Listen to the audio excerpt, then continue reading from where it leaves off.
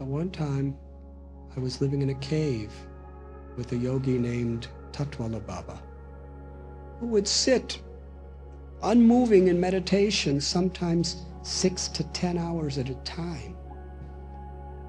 And he told me he would like me to stay in his cave with him for the rest of my life. I was honored and I was attracted. But then I was thinking, I think I want to see some more places before I make such a decision. But I was afraid, how do you say no to a yogi like this? He has supernatural powers. I don't know what he'll do if I refuse his invitation. Anyways, while he was meditating, I would meditate. But every now and then I'd open my eyes and look around. And I remember from this, his cave was high in a cliff, looking down at a Himalayan jungle. I saw leopards. I saw cobras. I saw some wild elephants. I saw wild boars. I saw all kinds of incredible birds. And I remember thinking back to Highland Park, Illinois, where I was growing up. It was the morning. I was thinking in Highland Park at this time of the day, in the flat terrain, the children, we all stood at the bus stop waiting for the bus as our parents got in their cars and drove off to work. And our mothers were home, doing the cooking and cleaning and whatever else they were doing. I was thinking, what a different world I'm living in. I was so grateful. But I would wonder, what's happening to my parents' heart? You see, I was supposed to be home after 2.5 months. I gave my promise. 3 months passed. No word from me. 4 months passed.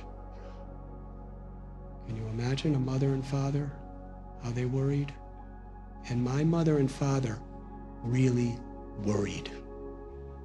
They seriously were in anxiety.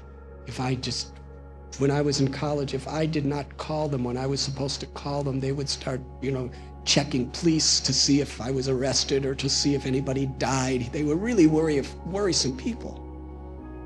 4 months passed. No word from me. Then they got a letter. In the letter, it read, I'm hitchhiking to India. I have seen 19 years of how the Western mind sees the world. Now I want to view the world through the vision of people of the East. Gary's no longer with me. Sometimes I'm alone, sometimes I have companions. And then, with such compassion in my heart, I ended the letter by saying, please don't worry. That didn't reach their hearts, that part. They were in anguish. And there was no return address on that letter, because I was in a different place every day. From Tatwala Baba's camp, I crossed over the Ganges to go into the higher Himalayas. And I'll never forget, in a clearing, I came into a leprosy colony. It was horrible. I saw people without fingers, without toes. Some people were practically naked with filthy, shattered rags around them. Many were homeless. I saw some people, they dug holes in the ground and covered themselves with dirt to warm themselves from the Himalayan cold. Some had noses that melted off. They surrounded me, screaming out, Bakshish, bakshish, which means give me a donation. But I had no money. But they didn't believe me. There was about a dozen of them in a tight circle around me. They wouldn't let me move. They were demanding money. And they were fighting with each other to get in the front of that mob so that they would be the ones that got the money. About 20 minutes passed and I couldn't move, and they were screaming at me with such desperation in their eyes. I was thinking in my mind, this is horrible. Why are they doing this to me? And then I was thinking, in their condition, anything they do is justified. Why am I feeling sorry for me? I should feel sorry for them.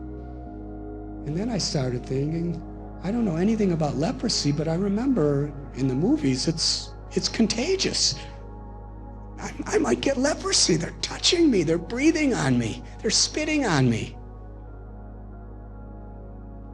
It was very confusing, to say the least. It was a culture shock. And finally, they patted me down and saw I had nothing, and they let me go. I walked a few steps, and what I saw on the left side of me, maybe about 30 feet away, I stopped in my tracks. It was an old leper woman. She looked really close to death. Her face was deformed. Her skin was decomposing. Her nose was melted into a hole in her face.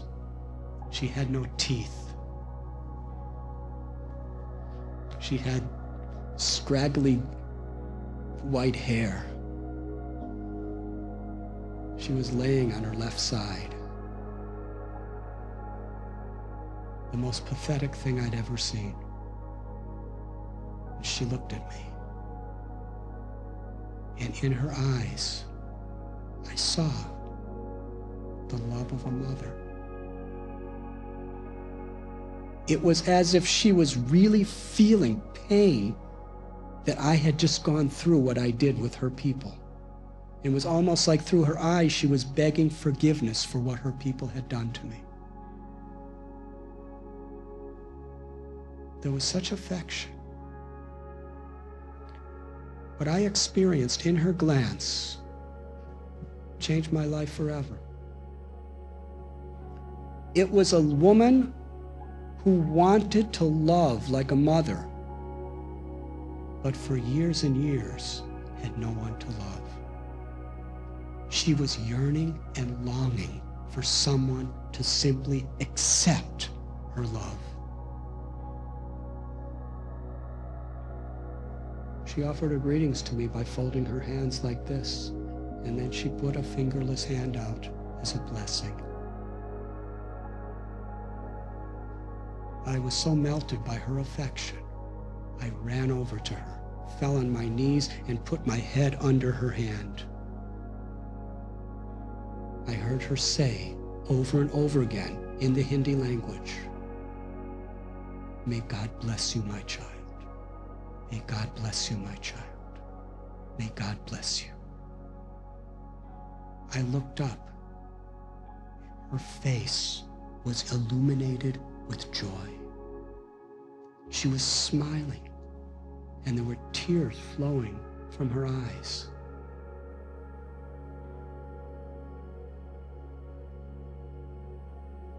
She wanted what every mother wants to do, to bless a child.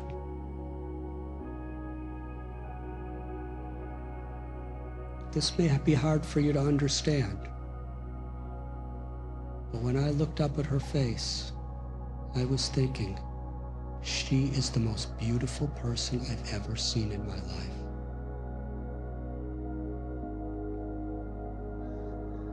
I left her and wandered north in the Himalayas for some time and sat on the bank of the river Ganges and tried to ponder what I'm supposed to learn from that experience.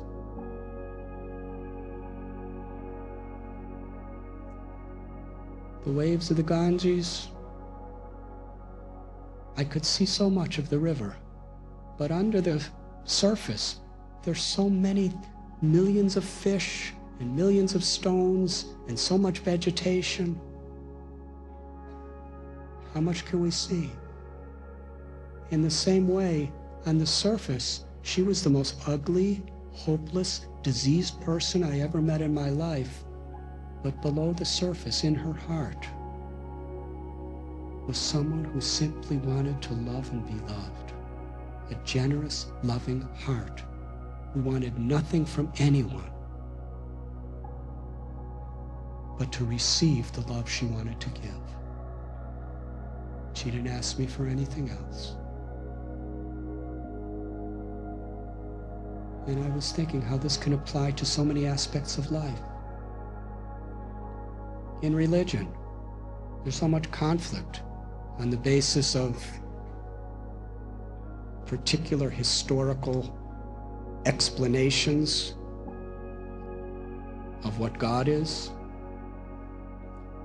according to differences of rituals, differences of dogma, differences of culture, differences of language.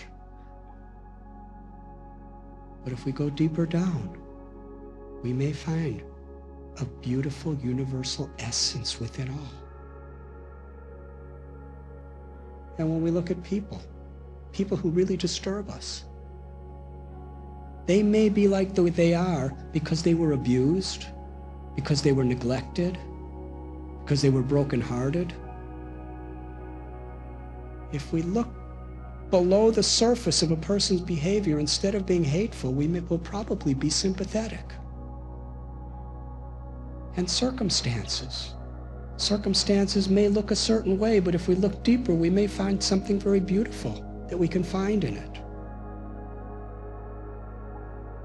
That leper lady was one of my great gurus in life.